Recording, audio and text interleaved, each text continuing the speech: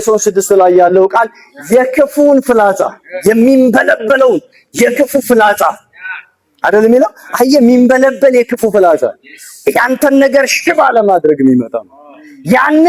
ያንን የጨለማ ፍላጻ አይደል የሚለው? መቋቋም ወይም መቃወም ትችሉ ዘንድ አይደል? ምን ትሉ ዘንድ? መቃወም ትችሉ ዘንድ የእምነትን ጋሻ ምን በሉ አንሱ። እስኪ አነሳለሁ ብለሽ ዛሬ ማለዳ ብለሽ የእምነት ጋሻዬን አነሳለሁ፣ የጠላትን ፍላጻ ብለሽ እመክታለሁ ብለሽ እግዚአብሔር ወዳየልኝ ይሄዳል፣ ወደ ክብር ቦታ እሄዳለሁ፣ በረከቴን አስለቅቃለሁ በኢየሱስ ስም ይሁንላችሁ።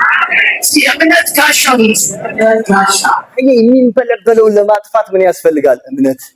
አየ ጸሎትና የእግዚአብሔር ቃል እምነት ከሌላቸው ባዶ ነው። ጸሎትም በእምነት ካልሆነ አይመለስም፣ የእግዚአብሔር ቃልም በእምነት ካልሆነ አይሰራልም። ስለዚህ የሶስተኛው ፒላር ቀላል አይደለም። መንፈሳዊ ዓለም ልክ እንደዚህ ቀጥ ብለህ በስልጣን ትቆም ዘንድ ጸሎት ያስፈልጋል፣ የእግዚአብሔር ቃል ያስፈልጋቸዋል፣ እምነት ያስፈልጋል። ይሄ ሶስት ነገር ገባህ ማለት መንፈሳዊ ዓለምን ገዝተሃል።